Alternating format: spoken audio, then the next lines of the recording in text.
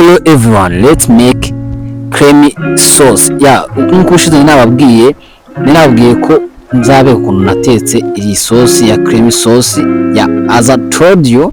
Urabona ko iyi sauce rwose ibereye kujya iyi nkoko. Niba utarebye iyi video rero y'inkoko subira murebe.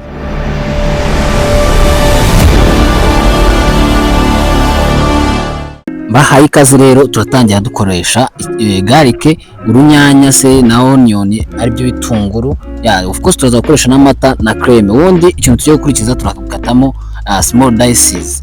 Turabanza dukoreze mise en place yacu n'ibisanzwe, dukusanya ibikoresho turi buteke, turi bukoreshe mu guteka creamy sauce yacu. Iriya creamy sauce nakubeshye iraryoshye. Mu utarebye video bwashize nakweretse inkoko nge nayirishije, ni inkoko ewan iri pane. Abandi bakunda kurisha bakunda kuzirisha za mayonnaise cyangwa se n'ibindi masosi y'amafuti atasobanutse rwose.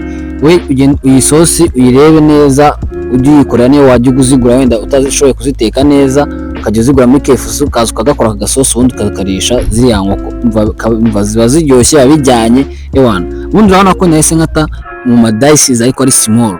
Ntabwo kurya ibiryo byose bigira kugira biryohe, bisaba appearance yabyo uko bigaragara.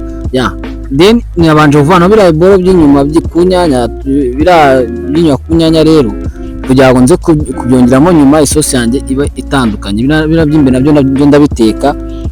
Gusa nayo ni technique wakoresha. Ubundi nase negeza n'utugarlic nazo no kuzichopinga nk'ibisanzwe, then ubundi zikaza kugufasha kuba ibiryo byawe byahumure. Flavor y'ibiryo nayo ibikeneye mu biryo. Kandi ikindi cya garlic ntabwo ko zinarinda ibibazo by'umutima se no kugugarara mu nda, kuba wumva utameze neza. Then nshyiraho n'amavuta ku ipanu mita, urabona ko nyine ishize amavuta yasanza ku ruhande kugira ngo bitaza gushirira ibintu byawe ugiye gutekaho.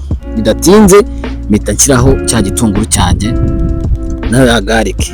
Ubundi ndasimbiza nk'abashefu gutyo, ugenda usimbiza gake gake. Then urabona ko byari bimaze gufata akantu k'akarangi nyine. Hano icyo cyagiye gukurikiraho no gushyiraho inyanya. Njye ni munsi ntabwo nakoresheje pavuro kuko nashaka kugira sauce yangize isa nyine nk'isosi igiye kurya chicken pane. Ntabwo nagize nyikoresha cyane. Then nshyiramo na bya nyanya zazi n'izicopi zitari by'inyuma, nabyo ndasimbiza nigeza ko bizanya byo gufata ka karangi kacu. Urabona ko nyine ntabwo ari isosi igoye cyane, ni iminota mikeya. Wowe urajya kurangiza isosi n'undi urajya kurangiza iyi video mu minota mikeya wamenye kwikorera iyi sosi ya creme. Nta nubwo igoye, nta bintu byinshi birimo. Iyi sosi kandi wanarisha ibintu bitandukanye. Urabona ko nahise nongeramo akabata kugira ngo bidakomeza gufata munsi cyangwa se nako kanabiryoshye. Then nshyiramo na tomato paste. Tomato paste kugira ngo yunganire za nyanya zanjye nashyizemo, then ikora agasosi. Then ndagenda garagura gake gake mbikurikirana.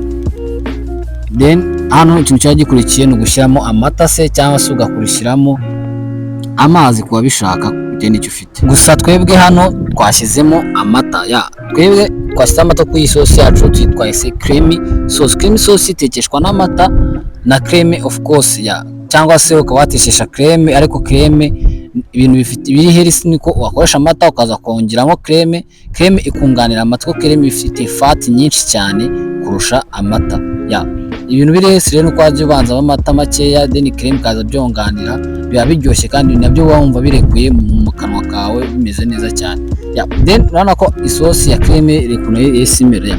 Ugeze aha ngaha rero ureba video ndagushimiye kandi ngwaye ikaze wumve wisanga. N'utaha tujye tubana, ukore subscribe kugira ngo nandi ma video yanjye butaha ujye uyabona. Kandi nibagirwe no gushyira ka like niba video wayikunze. Urabona ko na creme nayo nayishyiramo. Iyi ni creme cooking cyangwa se bari mu Rwanda akaba yayita creme fresh. Ni creme iryoshye ibiryo cyane, wanayikoresha mu makeke se. Ariko cyane cyane twe tuyikoresha mu guteka ibiryo.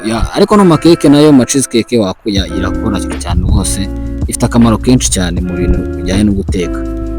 Urabona ko rero sauce yacu yasaga neza. Nahise nshyiramo akunyu, nshyiramo ka black pepper. Byose ntabwo njya nkibagirwa ka black pepper, nako ugomba kugashyira kugira ngo ibiryo byawe bize bitandukanye muri taste.